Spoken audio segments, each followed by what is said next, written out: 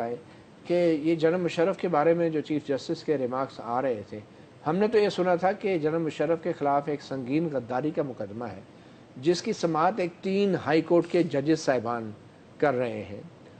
اور جنرل مشرف ملک سے فرار ہوئے ہوئے ہیں، وانٹڈ ہیں، انٹرپول نے بھی ان کو واپس حوالے کرنے سے انکار کیا ہے۔ تو آج سپریم کورٹ میں جنرل مشرف کا ذکر آیا کیوں؟ مطیع جان، یہ جو درخواستیں ہیں یہ ہیں این آر او کے حوالے سے جو قومی خزانے کو نقصان پہنچا ان سے ان کی جائیدادوں کو ضبط کر کے وصول کیا جائے۔ یہ بیسیکلی جو درخواست گزار ہیں لائر، ان کی فیروز شاہ ان کا نام ہے، ان کی یہ درخواست ہے۔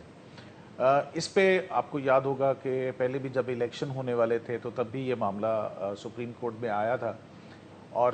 اس وقت جنرل پرویز مشرف کے کاغذات نامزدگی کے حوالے سے ایک کنٹروورسی چل رہی تھی، تو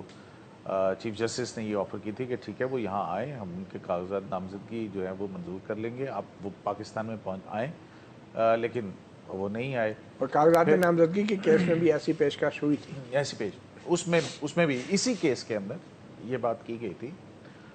تو پھر اس کے بعد یہ چلتا رہا کہ ایسٹس کے حوالے سے آصف علی زرداری صاحب کے ایسٹس جو ہیں وہ سپریم کورٹ نے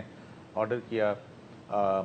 اور اسی طرح سے جنرل پرویز مشرف کے اور ملک قیوم جو کہ اس وقت اٹارنی جنرل فار پاکستان تھے،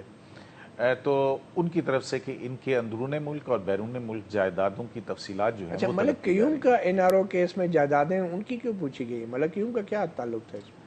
ملک قیوم جو ہیں وہ اٹارنی جنرل تھے، آپ کو پتہ ہے اس وقت جنرل پرویز مشرف کے دور میں، اور پھر یہ این آر او جب آیا، این آر او کے بعد سوئس اتھارٹی جو سوئس منی لانڈرنگ کیسز تھے، یہ پھر بینگ اٹارنی جنرل وہاں پہ گئے بھی تھے، اور آپ کو یاد ہوگا کہ جو این آر او کی ہیئرنگ ہو رہی تھی اس دوران میں ایک بات یہ بھی سامنے آئی تھی کہ ملک قیوم جو ہیں انہوں نے